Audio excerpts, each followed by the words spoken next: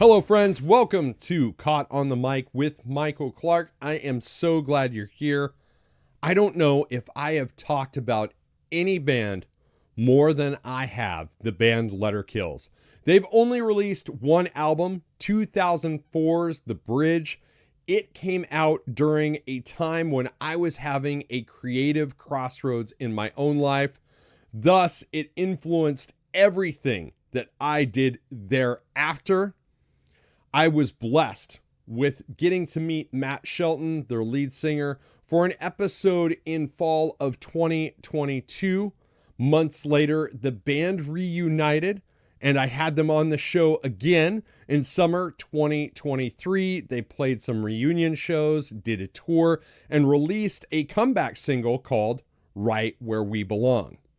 It is now September 2024. They just released a new single called Closer, and I have become pretty good friends with their bass player, Kyle Duckworth, and he joins me on the show today. Appearance 1, we talked about the past. Appearance 2, we talked about the present, and my conversation with Kyle today is all about the future. What does the future hold for Letter Kills? This new single is fantastic, and they've got a lot more songs in the can, but there's nobody that can describe it better than Kyle himself. Check out this episode, and as always, listener and viewer discretion is advised.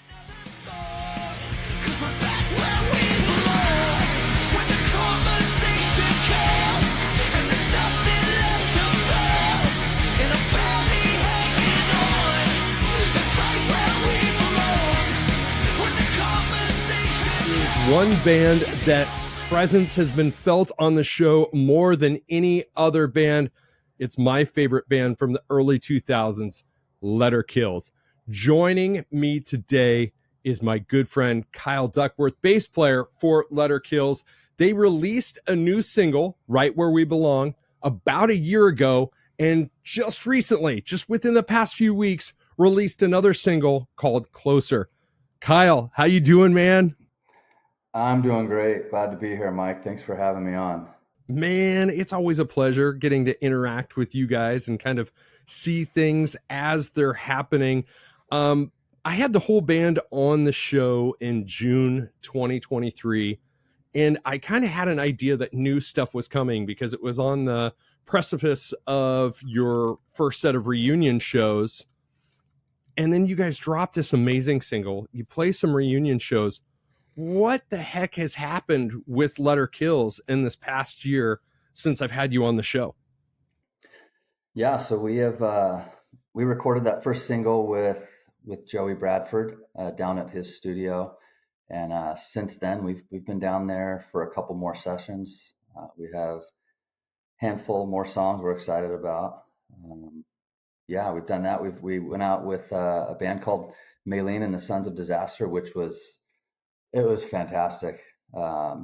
Just to be out on the road again and playing shows and to kind of get in the groove and knock some of the dust off, a lot of the dust off, I will say. Man, that 2 week, we were out with them for a couple weeks, and I think we did, I want to say 9 shows. Yeah. And as fun as those shows were, it was definitely different than I remember touring in a good way. Right. I had my family out with me for about half of it. We turned it into a little vacation, but as far as the band goes, man, it was so fun to be together again. You know, we kind of remembered what it was like and realized we actually like each other. You know, we like spending time with each other, and it was very refreshing. As tiring as it was very refreshing. So yeah, we've done some shows. We've been just trying to move this thing forward with outside of everything we have going on in our personal lives. You know, we're full-time jobs, dads, husbands. So, you know, trying to devote whatever time we can to the band and keep it going, you know. Structurally, from your perspective now, you know, given the time limitations with day jobs and families and all of that, from what you were able to observe from that little short tour, comparing then and now, what is different about doing it now? What's the thing that strikes you the most immediately about doing it now versus doing it back in 2004? Uh, I was 19 when we started. And so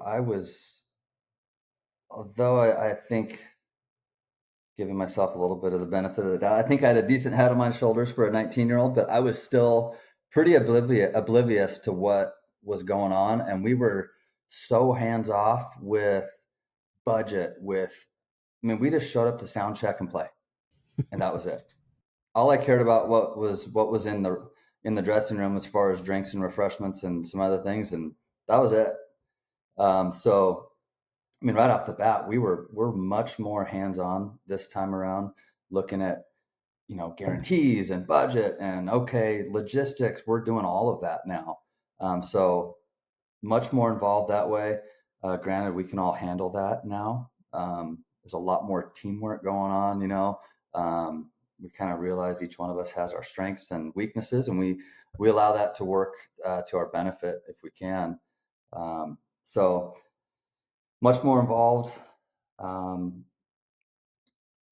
had my family out, which is a whole separate component. And then, the dressing rooms now, it's like foam rollers and massage guns. Right, right. Yeah, for sure. Yeah. And also we're all going direct now too. So logistically, we don't have we're not carting around cabs and big old 8x10 Ampeg bass cabs anymore, which helps a lot, with flying. I just have a case and it fits everything I have, a couple bases and everything I have to go fly with, which is huge. That is amazing. One of the things that has been the most fun to watch in real time is when you guys are sharing new Letter Kills content or sharing things on social media. It seems like every day somebody has this light bulb moment where they say, "Oh, shoot, I remember those guys. I forgot about those guys, but I remember those guys and I love those guys." So how is the experience interacting with fans again after so long at some of these shows? Because I know that first comeback show, man, I wish I could have been there. I was trying to figure out everything I could logistically to fly out to California. But how was that interacting with the fan base again after so many years of not doing so? I can't really describe it. It was I've been so far removed for 14, 15 years that I didn't know none of us really knew what to expect as far as turnout. We're kind of we're getting this thing going basically just from ground level again. So resources, we didn't really know how to get the word out. We had limited resources to do that. So we didn't know what the turnout was going to be like. And we were very pleasantly surprised by the turnout and how much energy there was in that room. Interacting with some of those fans, that some of them had traveled. I think there was somebody that came from Europe, and then a couple from they flew in from out of state across the country, and it was pretty humbling. It was pretty special, to say the least. It was a lot of fun. Yeah, yeah. And kind of along the same lines, because I know how things coalesce or gel back together over time. But what's it like interacting with your bandmates now on a more regular basis? Because before I know it was all remote, all digitally, and now you guys are actually getting together in person a little bit more regularly between the recording sessions and the show. Um, how has it been? Like, how's the chemistry like, and how is that different now? When we were riding the bridge, we were in an old garage, and we were there hours on end. We would just hash out these songs over and over and over, and we were able to work out all the kinks over a year.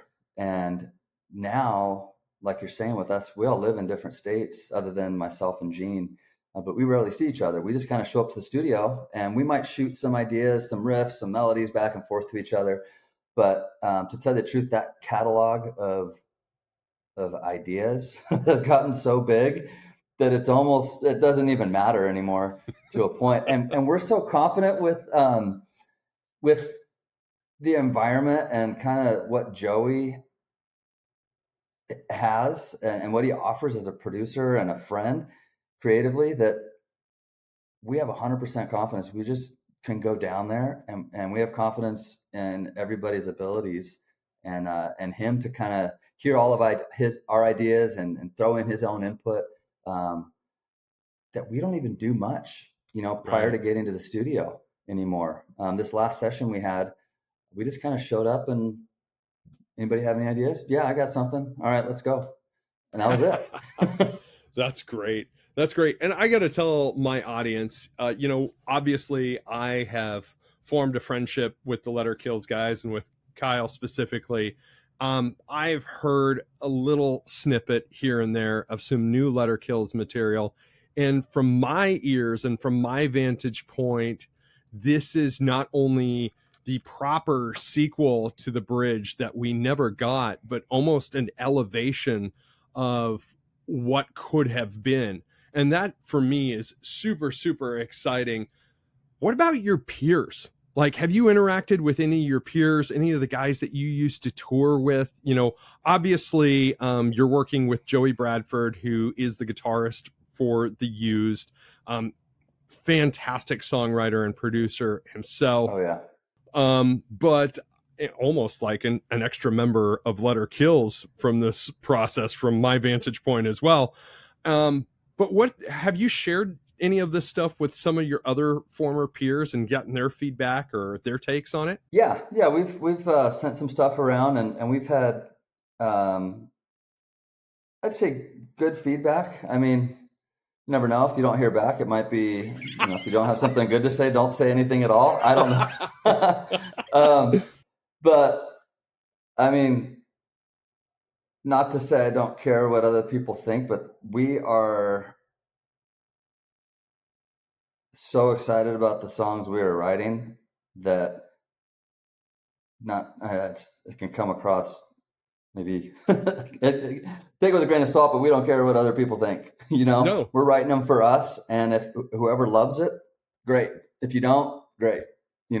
So yeah, I mean, we've gotten for the most part good feedback, but we kind of take that with a grain of salt. We love our songs, and that's kind of what we're running with. I think that's kind of the arc that happens when you get to our age.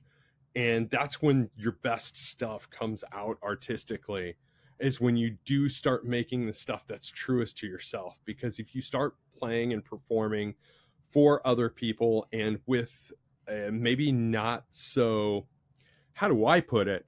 Not, I don't want to say a not so modest goal in mind. It just doesn't come across pure anymore. Exactly. And I know that was something that we kind of talked about when you guys were initially trying to do a follow-up to The Bridge, because you were trying to meet and exceed expectations of that album. And now that you're doing this for yourself, I imagine this is far more fulfilling. You're exactly right. I mean, it was almost 20 years ago, but when we tried to follow up The Bridge, we were trying to write another bridge, and it was completely forced, and you could hear it. We wrote song after song, demo after demo, and it was completely insincere, and you could hear it. It was forced. And if you're writing something to try and please somebody else, you're going to sniff that out pretty quick. Yeah.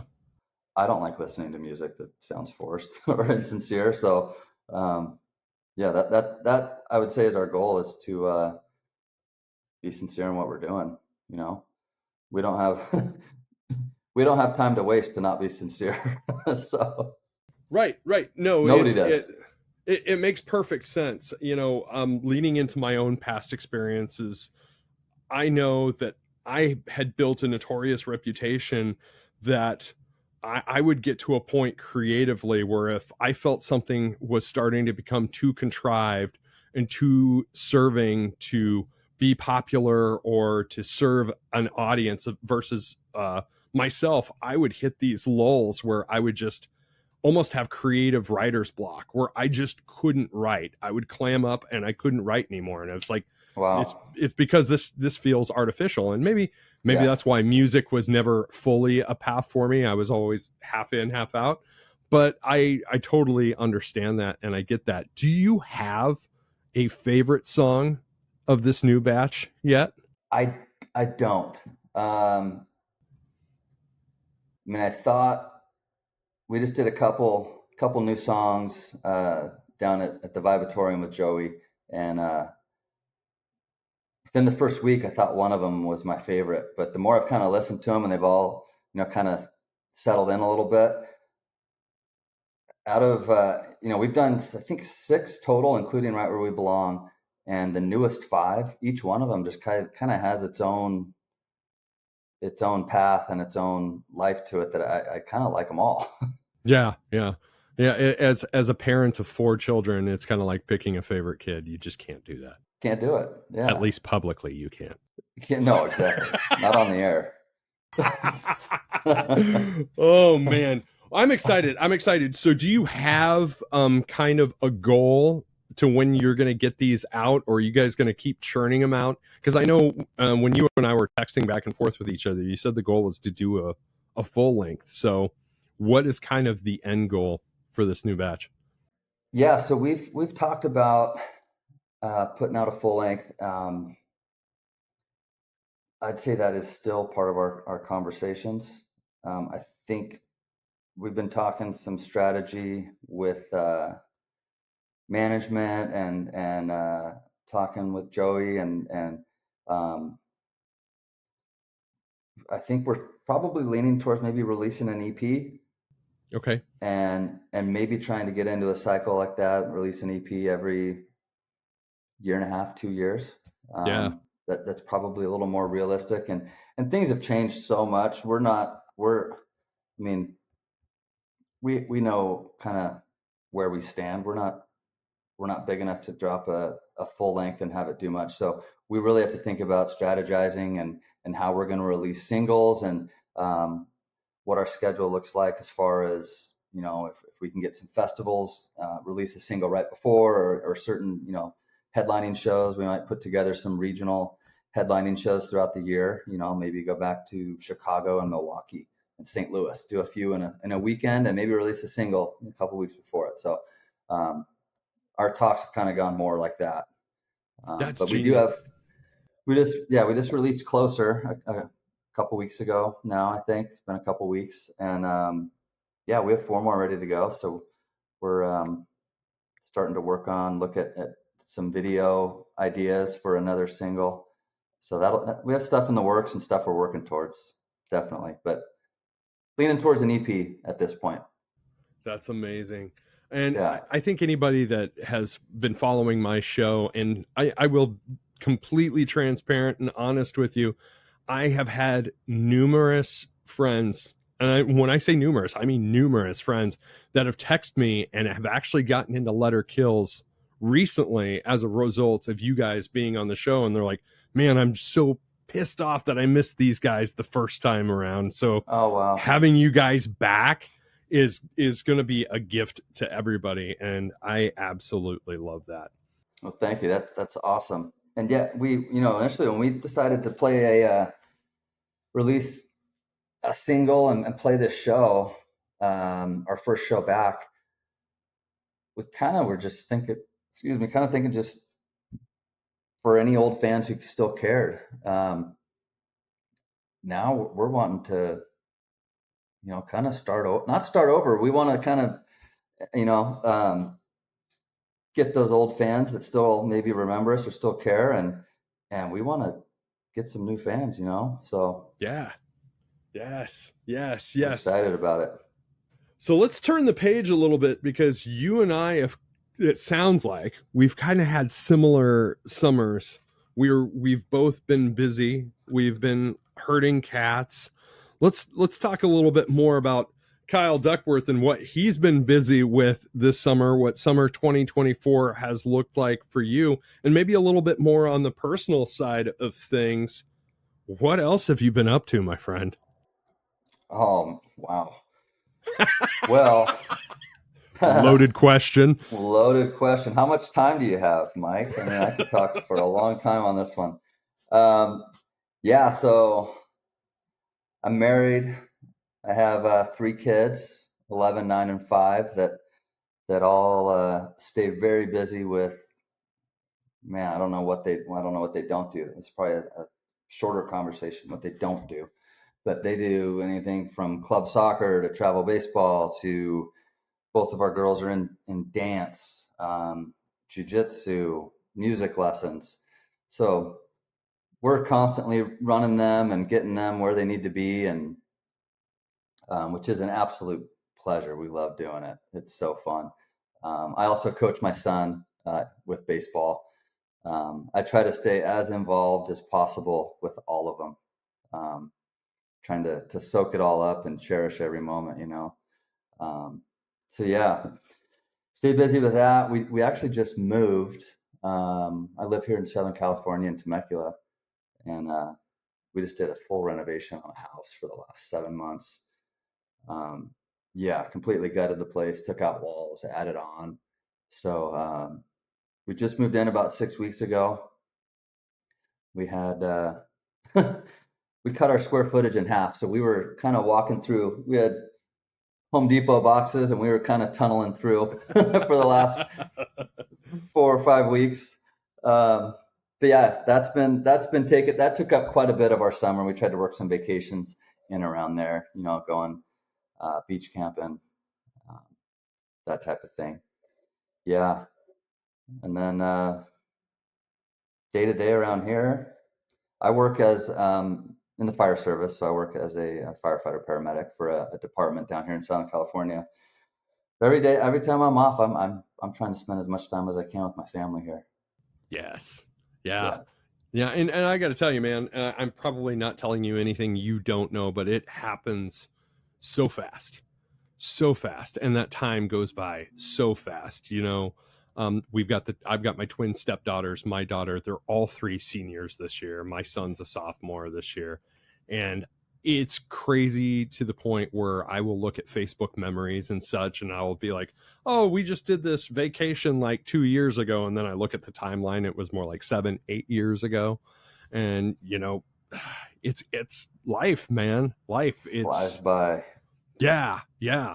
So what have you learned leaning into your letter kills experience that you've been able to apply to your everyday life as a father and as a career firefighter paramedic that has helped you improve and be a better man for your family?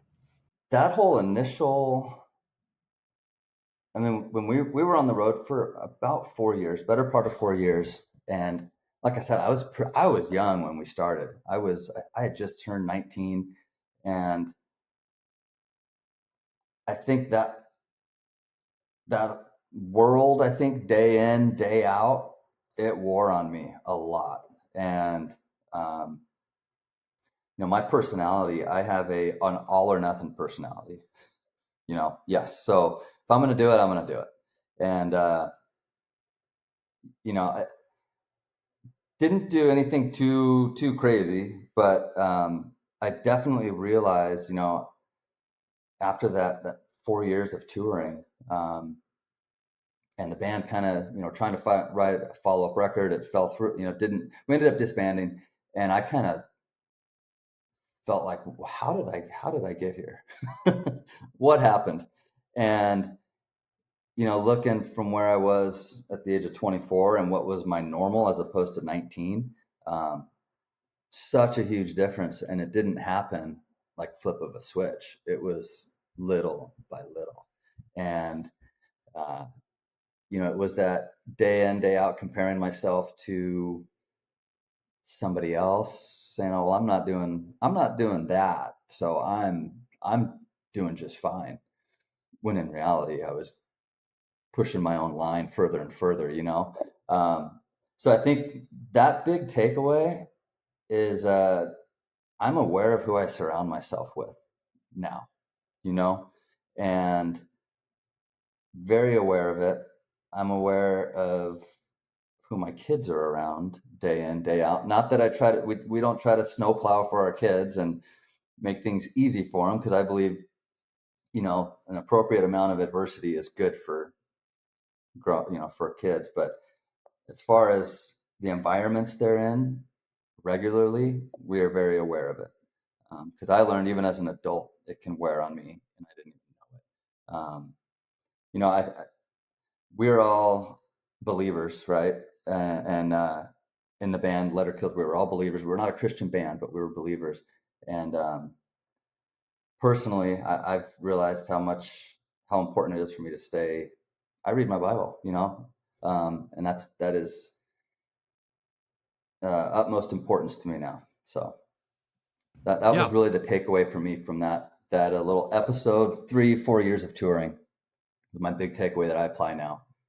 It's funny because when you're talking to people, and I'm going to refer to them in the civilian world, not the music world or the entertainment world, they people that haven't experienced it can easily write off creative endeavors as not having added value to your day-to-day life. But you described perfectly kind of my opinion on things. Is I learned so much through my experiences in creative endeavors that it had a compounding interest on how I behaved socially and how I view my kids and how I view family and the importance that I put on family, and even how much I view structure, because creative people typically are not exactly known for being the most structured people,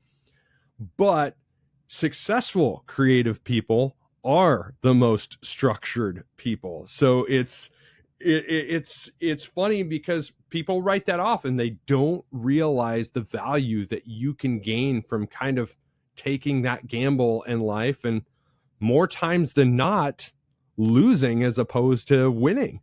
We learn more from failure than we do from success every single time.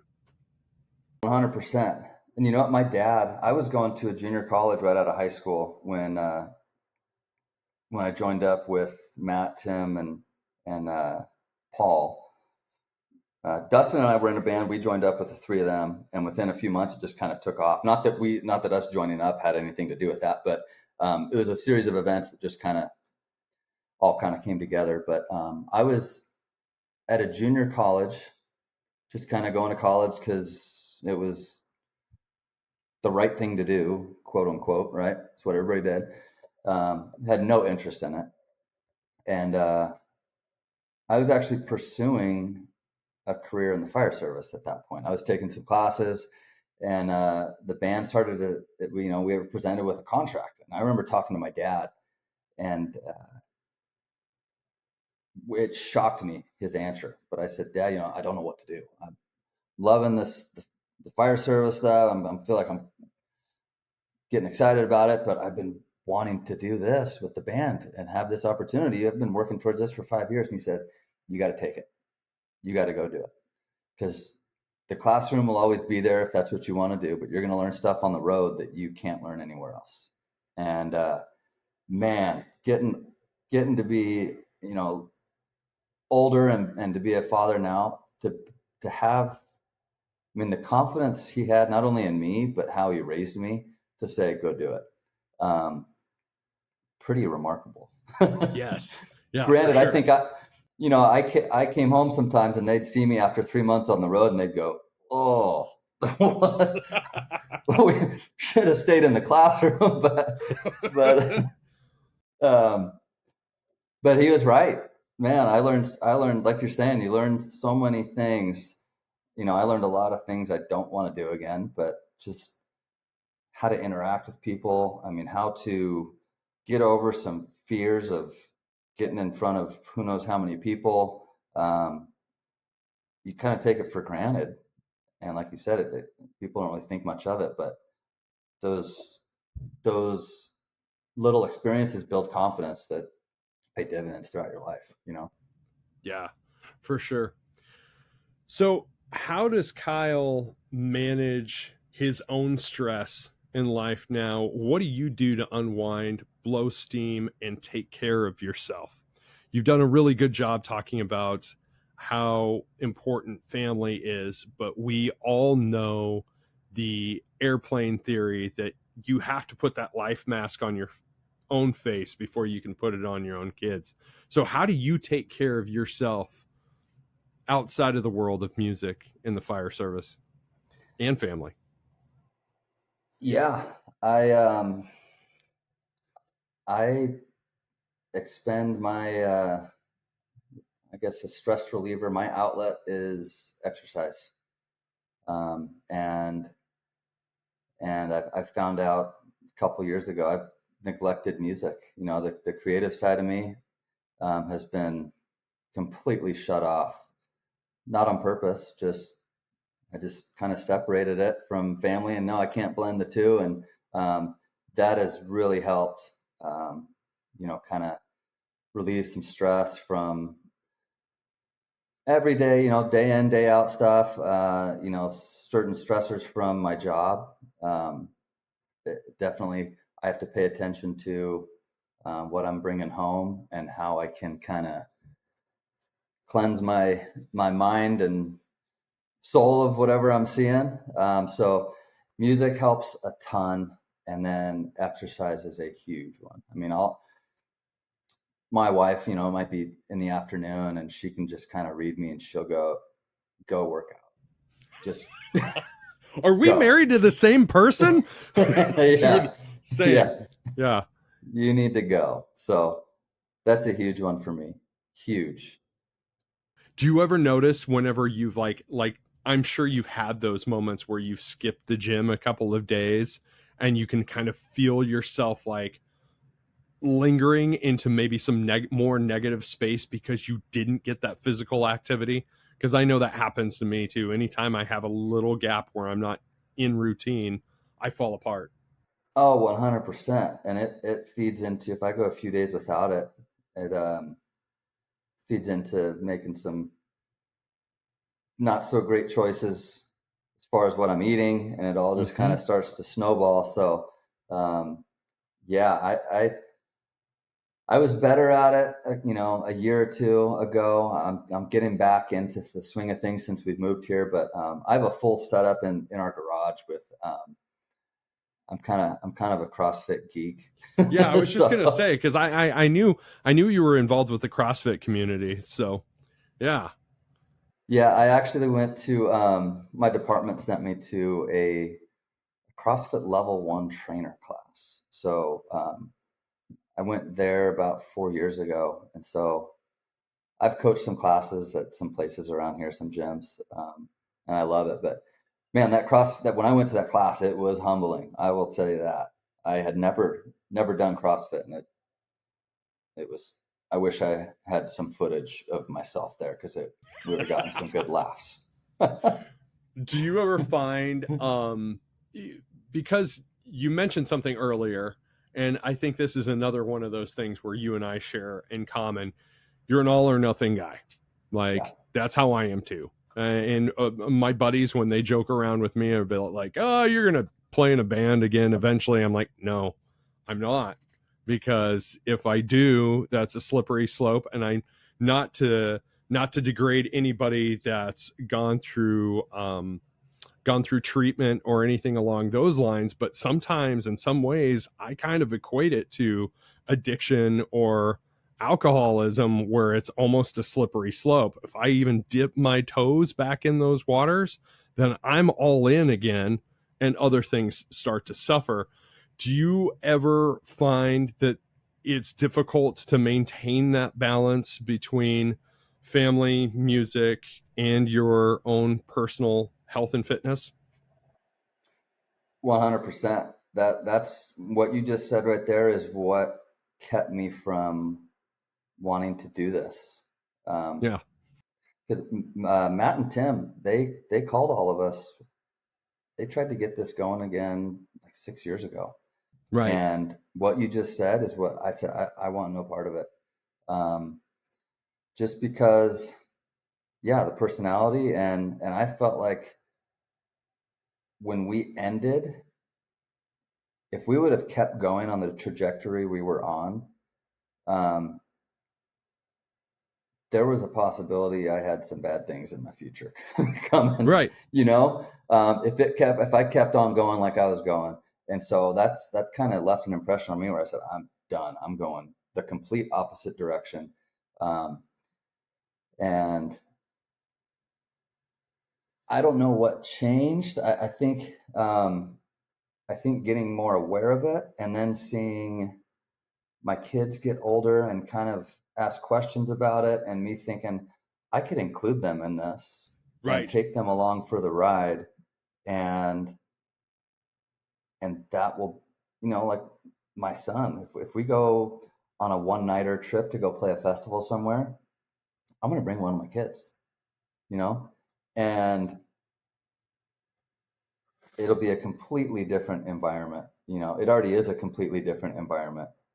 So, but as far as balancing it day to day, it's a struggle. Yeah. It's, I've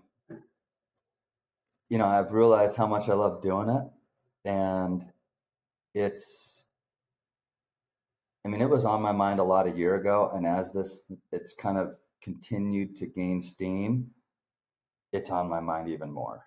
And I continually have to um, keep it in check with the things that, coaching baseball, I'm not going to get that back.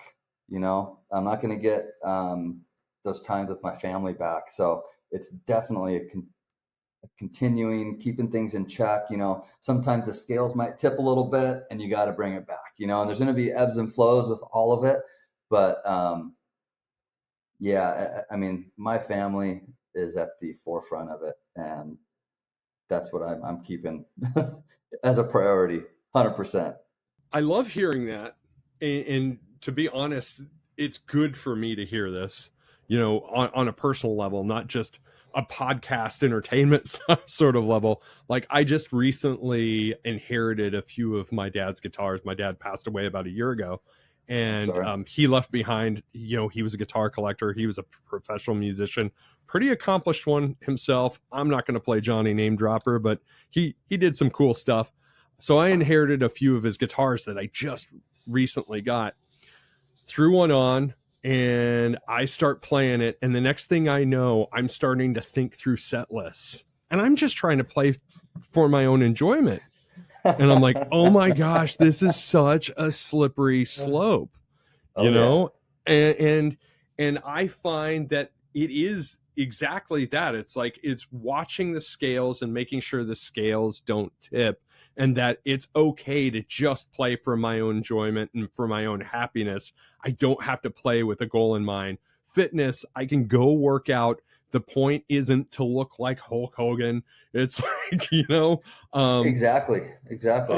and that's something I still, and I have to be very conscious about, and say, and be open and say, that is something I struggle with, like, is maintaining that balance for myself. So I kind of imagined it was very similar for you as well. 100%. Yeah. Yeah, gosh. So what's it been like having your kids at Letter Kills shows? Because that is not something I've ever experienced with my kids. I got out of it before they were old enough to kind of figure out what I was doing. I still remember, that show a little over a year ago in Orange County. I had not, up until about 6 months prior to that, I hadn't plugged in a bass since 2007. Oh wow. So I was so far removed from that. And so I didn't know what to expect. Um, and right when we started our set, it felt just like it did 20 years ago. And it took me right back. And then as I kind of got into the groove a little bit and settled in, my kids were right in the front row, and it was the weirdest experience. Staring down and seeing them looking up at me, and I think they were shocked. They were a little shocked because they hadn't seen that side of me. Um, but it was an awesome experience seeing my wife and my kids there. Pretty surreal. Yeah, yeah. I'm experiencing this on the opposite side of things. Now that my daughter is singing all over the place and she's singing for a band, so she's in a curriculum based rock band thing. It's kind of like a school of rock type thing. Okay. And she's also trying to start her own thing. The director of that knew that I had a lot of ties in music, and I got to play a big time moment. They had been trying to get into this venue for the better part of 2 years, and her director comes up to me, "Hey Mike, we've been trying to get into this venue for like 2 years." And I'm like, "Hold on." I had him a gig booked within 5 minutes, made a phone call, and I got to big No time. way. So yeah. So my that's great. So my daughter was like, "Okay, my dad's cool now." Like, I think she just thought I was a dork that told all these stories about playing in rock bands, and then I got them a pretty decent gig. But seeing it from the other side of it and getting to see my daughter experience things like that, it's kind of crazy because I get to coach her in a certain direction. I could be like, "Okay, do this, don't do that. Post this, don't post that. Promote this, don't promote that." Kind of mentality. Um, do your kids have any musical ambitions or musical inklings after watching you, especially? That's a good question. First of all, your daughter, she can sing. Sing Oh, some of those thanks, clips, so man. she's great. Yeah. I'll pass that on to her. She'll love hearing that. Pass it on. Um, they all dabble. I mean, we have guitars hanging around the house. We have a piano, keyboard.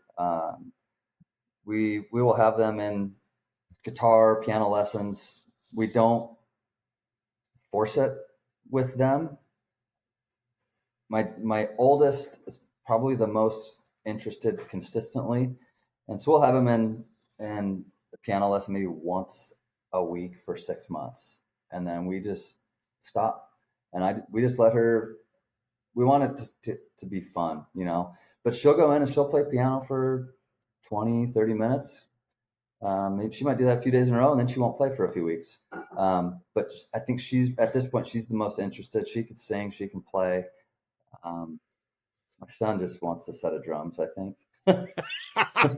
We're putting that off as long as we can. Right. Yeah. Yeah. That kind of a common prank is usually some uncle or aunt will buy them the set of drums, much to your chagrin. But yes. And then we get them back next Christmas with something noisy. Exactly. Yeah, it is a truthful thing that the more you try and impart your interests onto the kids, the more disinterested they're going to become. And I've learned that through trial and error. So I'd wondered if they had kind of discovered some of that on their own. Yeah, they have. And our house here, we don't have TV up. We don't have anything right now. And my wife's usually a pretty big proponent of, especially nowadays, kids are so engaged all the time with things, and so are adults. It's just constantly being bombarded with just stuff, phones, TV, everything, that I think when you think about songs and paintings and all these things, that usually stems from people having downtime to perfect their craft or their art, or being bored, So my wife's better at this than I am, but we try to keep our kids okay with being bored and picking up a guitar, going and just noodling around on the piano, because that's where some of those great songs and great artists come about, is from being quote unquote bored. Yep. Absolutely. Having to create their own entertainment. Yes. Yeah. So for anybody who's listening, we deprive our kids of. Oh no, man! You're preaching to the choir. Yeah, another challenge we have in our household is being that we're a blended family. You know, my two kids are at a different household half the time than they are at this one, so it's almost like two different sets of rules and two different cultures. So Yeah. it's kind of like when they come here, and I'm like, no, you don't get on Xbox. You don't get Xbox time until you get outside time. You Right. know, it's culture shock for them Oh, in for some sure. regards, because you're absolutely correct. Everybody's face is glued into an electronic device anymore, whether it be a TV, a cell phone, video game system, what have you. So there's almost too much overstimulation going on. So they're not tapping into that left side of their brain where the creativity exists and having to make their own entertainment like they used to. Exactly. Yeah. I think that's 100%. if I'm gonna be frank, and I don't talk it normally, and I'm not going there, but I think that's where some of our socio-political divide comes from as well, is I from agree. people being overstimulated all the time instead of just like, we can have different ideologies politically and still be friends. I remember when I was a kid and going and eating lunch in a bar with my grandparents and seeing signs that say no politics in this bar, and it's just because, you know, we weren't force fed different ideologies all the time, and I think all of this overstimulation kind of contributes to that for sure. I agree. I 100% agree. Gosh, Yeah. see, listen to this, listen to us. That's awesome, man. I Yeah. knew there was a reason you guys were one of my favorite bands. So what's it going to take to get Letter Kills to the Midwest? Well, we have a few things we're working on for getting back there next year. So hopefully we can get back there. I know St. Louis has been on the radar, Chicago and or Milwaukee. I think there's a festival in Ohio, one or two we've put in for next year. So we definitely want to get back there. And then we're trying to get over to East Coast at some point. But Awesome. yeah, There's some band from St. Louis. What are they called? Something of the I forget. I don't remember. I forget. Oh Yeah, yeah, that would be Story of the Year. Are you guys going to do a show with Story of the Year in St. Louis? Is that what you're kind of not really saying, but saying? no. We haven't. There hasn't been any talk of that. But Yet. I would say if that opportunity came up, we would be all over it. Oh, I know it. I know it. Those They're your guys were favorite band's favorite so. band. Oh, they were so good. We had so many. I would say probably we were on the road with them probably half the time, and they were our touring family. It was pretty amazing. Yeah, for anybody that's a really keen observer, if you look at Dan's shirt and the Live at the Lou, or Live in the Lou DVD that came out in 2005, he's wearing a Letter Kill shirt on that live performance. Is I he? don't know if you've ever noticed that before, but yeah. No. Yep. Wow. There's a part where he's wearing a Letter Kill shirt. So yeah, I knew you guys were close. So I haven't talked to them in a while. I mean they've done very well since they've come back. They've been doing some big stuff.